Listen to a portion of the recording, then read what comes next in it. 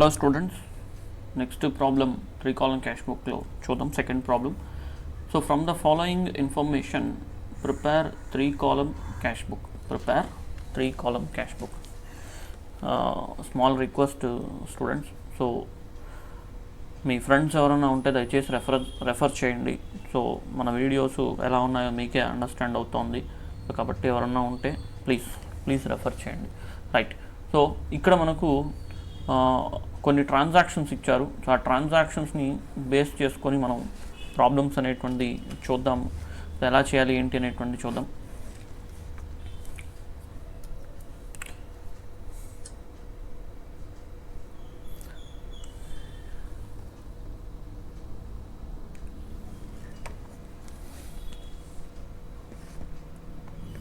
Okay. So ఫస్ట్గా మనకు first one ఏంటంటే నవంబర్ 2018కి సంబంధించి ఇచ్చాడు. 2018 నవంబర్ 1 ఇచ్చాడు. Cash in hand, cash at bank అంటే ఈ రెండు కూడా already bank balance, cash balance అవైలబిలిటీలో ఉన్నాయి. సో ఇవి మనకు అసెట్స్ అన్నమాట. సో అసెట్స్ అనేటువంటి డెబిట్ బ్యాలెన్స్తో చూపించడం జరుగుతుంది. సో డెబిట్ సైడ్ బ్యాలెన్స్తో స్టార్ట్ చేయడం జరుగుతుంది.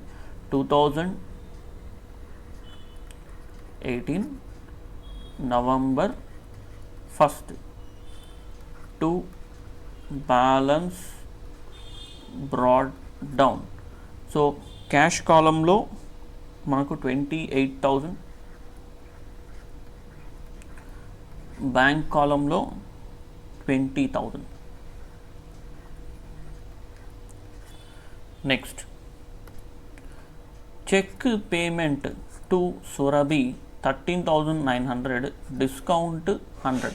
సో ఇలాంటి ట్రాన్సాక్షన్స్కి ఫస్ట్ జర్నల్ ఎంట్రీ రాసుకోవడం better option. So journal entry అనేటువంటి రాయగలిగితే జర్నల్ ఎంట్రీని బేస్ చేసుకొని మనం ఈజీగా చేయొచ్చు. ఓకే.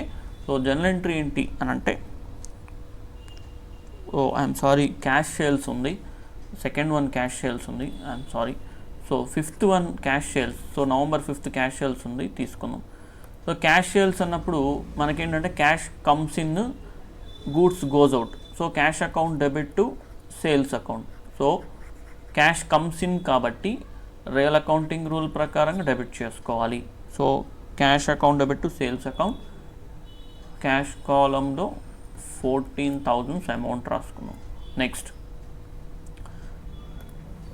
ఇప్పుడు cheque payment to Surabhi 13,900, discount 100 rupees. So దీనికి సంబంధించి జర్నల్ ఎంట్రీ రాద్దాం. సో జర్నల్ ఎంట్రీ ఏంటి అని అంటే, cheque payment to Surabhi. Surabhi is the receiver. So Surabhi account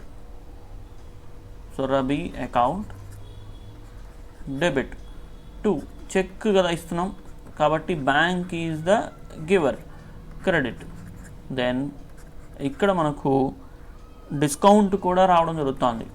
so 100 rupees discount వస్తుంది. సో డిస్కౌంట్ కూడా రావడం జరిగింది. అమౌంట్ వచ్చి cheque amount 13,900, discount amount 100. So టోటల్గా 14,000 అనేటువంటి రావడం జరిగింది. రావడం జరిగింది. Okay, right. సో ఇక్కడ మనకు బ్యాంక్ ఈజ్ అ గివర్ కాబట్టి మనం బ్యాంక్ అకౌంట్ ఏం చేయాలి అని అంటే క్రెడిట్ చేసుకోవాలి. బ్యాంక్ అకౌంట్ ఏం చేయాలి? క్రెడిట్ చేసుకోవాలి. 2018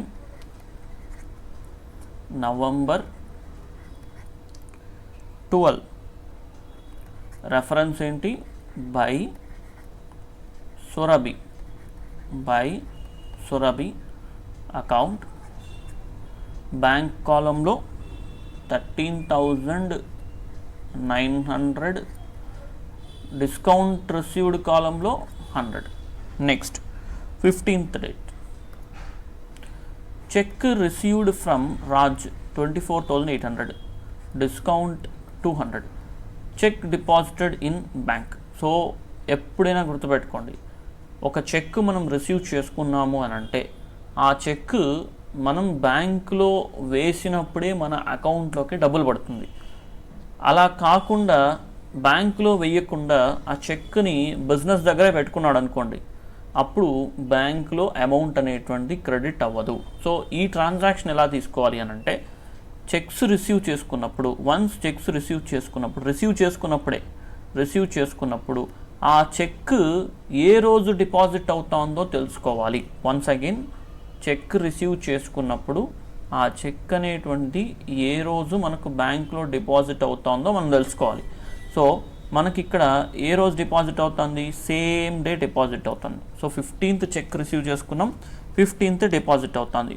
సో ఇప్పుడు అదే రోజు డిపాజిట్ అయ్యింది కాబట్టి మనం దాన్ని బ్యాంక్ ట్రాన్సాక్షన్గా రికార్డ్ చేసుకోవచ్చు. ఓకే, సో చూద్దాం. దీనికి సంబంధించి జర్నల్ ఎంట్రీ ఫస్ట్ రికార్డ్ చేస్తాను. 15th ఎంట్రీ ఏంటంటే bank account debit, discount account debit to Raj account. Cheque receive చేసుకొని బ్యాంక్లో డిపాజిట్ చేసినాం కాబట్టి బ్యాంక్ ఏం చేస్తుంది అక్కడ, రిసీవర్. బ్యాంక్ ఏమవుతుంది అక్కడ, రిసీవర్ కాబట్టి ఏం చేయాలి, డెబిట్ చేసుకోవాలి, రిసీవర్ని డెబిట్ చేసుకోవాలి. Okay right. So debit side date వచ్చి 15th to Raj account. Raj is the reference. So to Raj account. Discount కాలంలో 200, అదేవిధంగా బ్యాంక్ కాలంలో 24,800. Next cash withdrawn from bank for office use. So 20th cash withdrawn from bank for office use.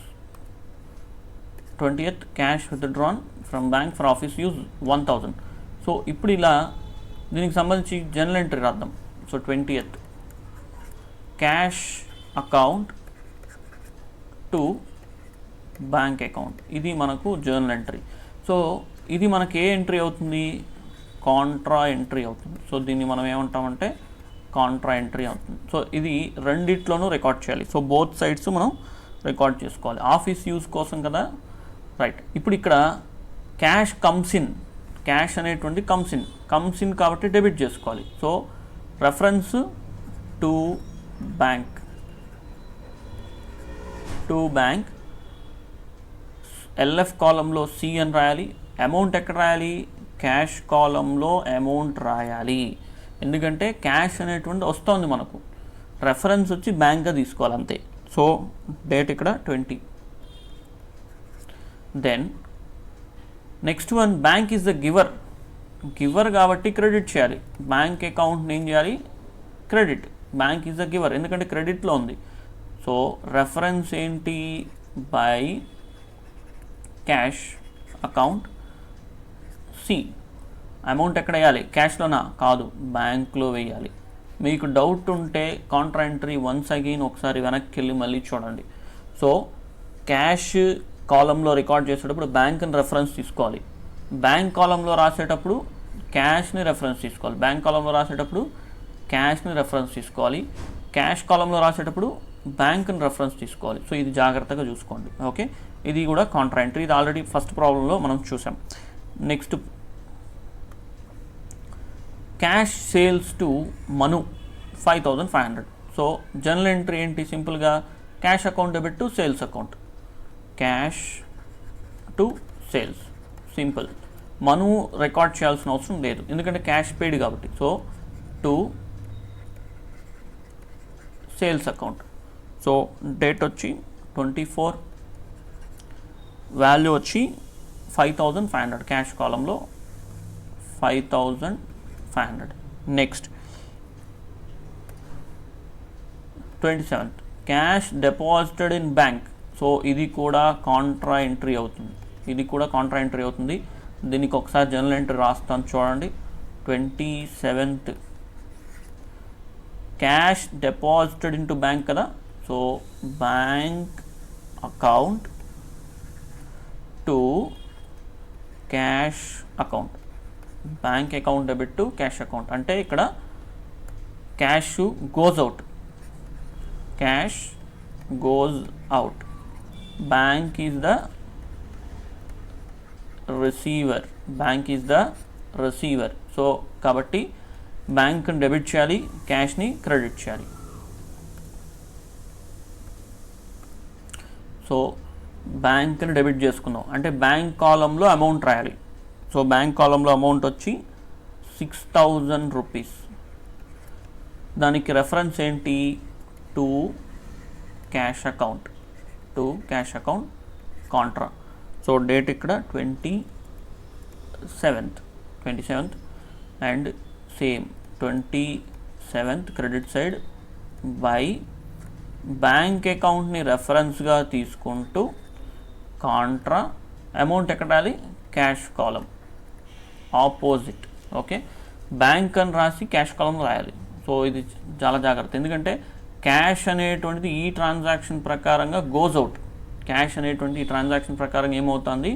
Goes out, వెళ్ళిపోతుంది. So వెళ్ళిపోతుంది కాబట్టి credit చేసుకోవాలి. So జాగ్రత్త. Next 29th cash received from Sudha 8,850, discount 150. So Sudha దగ్గర నుంచి క్యాష్ వచ్చింది. So general entry ఏంటి? Cash account debit, discount account debit to Sudha account. Cash comes in కదా, కాబట్టి debit side to Sudha account, to Sudha account.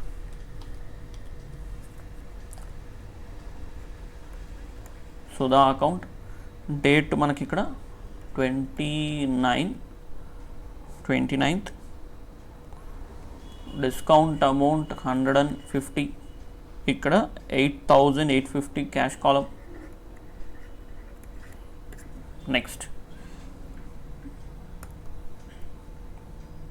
salaries paid by check, salaries paid by check. So general entry ఏంటి? salaries account debit to bank account. So salaries account debit to bank account. So కాబట్టి ఇక్కడ by salaries, by salaries చెక్తో payment చేశాడు. So కాబట్టి bank కాలంలో రాద్దాం 8,000. Next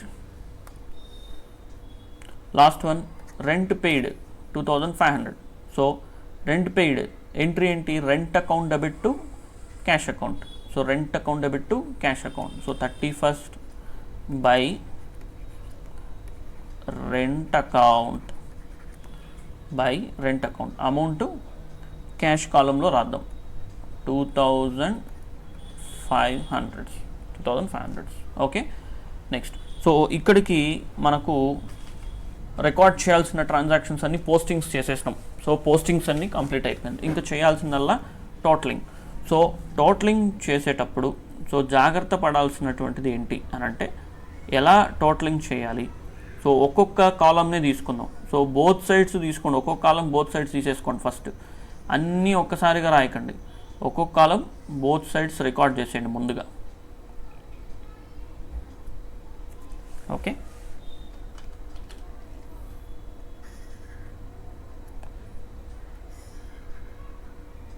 okay, right. So ఇక్కడ discount కాలం ఉంది చూసారా? డిస్కౌంట్ కాలమ్స్ బ్యాలెన్స్ చేయకూడదు. డిస్కౌంట్ కాలమ్స్ ఎప్పుడు కూడా టోటల్ చేయాలి. సో డిస్కౌంట్ రిసీవ్డ్ ఎంత ఉంది?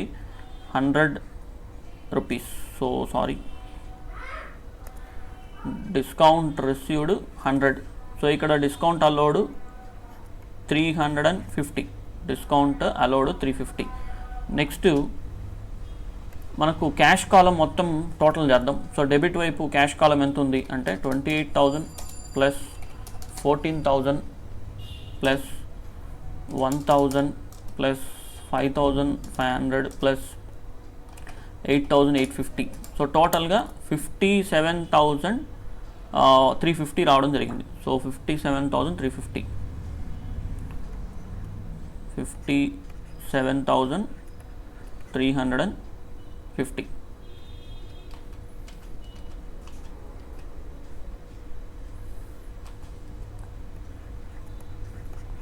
సో క్రెడిట్ వైపు కూడా సేమ్ 57,350 రికార్డ్ చేయండి. 57,350. నెక్స్ట్ తర్వాత డెబిట్ బ్యాంక్ కాలమ్స్ ఒకసారి క్యాష్ కాలం క్రెడిట్ సైడ్ టోటల్ చేద్దాం. క్యాష్ కాలం క్రెడిట్ సైడ్లో మనకి ఏమేమి ఉన్నాయంటే 6,000 ప్లస్ 2,500 8,500 వచ్చింది క్రెడిట్ సైడ్ క్యాష్ కాలం. సో క్యాష్ కాలం క్రెడిట్ సైడ్ మనకు వచ్చినటువంటి 8,350 అనమాట. సో 8,500 వచ్చింది. ఈ 57,350లో నుంచి 8,500 మైనస్ చేద్దాం. 48,850. సో దాన్ని ఇక్కడ రాసుకోండి. క్రెడిట్ సైడ్ ఎక్కడైతే తక్కువగా ఉంటుందో అక్కడ రాసుకోవడం. 48,850 ఎక్కడైతే మనకు తక్కువగా వచ్చి ఉంటుందో అక్కడ రాస్తాం. So 57,350 minus 8,500. So 48,850. Next bank కాలం డెబిట్ సైడ్ ఎక్కువ ఉందా క్రెడిట్ సైడ్ ఎక్కువ ఉందా అంటే డెబిట్ సైడ్ ఎక్కువ కనబడుతుంది. So 20,000 plus 24,800 plus 6,000. So total 50,800 ఉన్నాయి. 50,800. సో ఇక్కడ కూడా సేమ్ 50,800 రికార్డ్ చేసుకోండి. అండ్ క్రెడిట్ సైడ్ టోటల్ చూస్తే క్రెడిట్ వైపు టోటల్ 13,900 ప్లస్ 1,000 ప్లస్ 8,000. సో 22,900 ఉన్నాయి క్రెడిట్ సైడ్ బ్యాంక్ కాలం టోటల్. డెబిట్ సైడ్లో నుంచి మనం దాన్ని మైనస్ చేద్దాం. తీస్తే 27,900 వస్తుంది. సో 27,900. సో 900. సో అక్కడ ఒక జీరో లాస్ట్లో ఉంది. 27,900. ఇప్పుడు మనకు దీనికి నేరుగా మీరు చేయాల్సింది ఏంటంటే ఎండింగ్ డేట్ తీసుకోండి. ఎప్పుడు కూడా ఎండింగ్ డేట్ ఏంటంటే November 30. ఐఎమ్ సారీ, ఇక్కడ క్వశ్చన్లో చిన్న చేంజ్ చేసుకోండి. నవంబర్ ఎప్పుడు కూడా 30th ఉంటుంది. November 31st ఉండదు. సో బై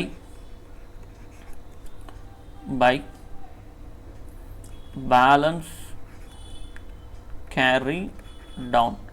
నెక్స్ట్ ఇక్కడ ఇదే అమౌంట్ని బ్రాట్ డౌన్ తీసుకుందాం. 48,850 27,900 to balance brought down. So date వచ్చి 1st December. సో ఇలా అకౌంట్ అనేటువంటిది ప్రిపేర్ చేయాలి. ఓకే, సో ఇక్కడ క్లోజింగ్స్ దగ్గర కొద్దిగా జాగ్రత్త పడండి. క్లోజింగ్స్ చేసేటప్పుడు కొద్దిగా జాగ్రత్త తీసుకోండి.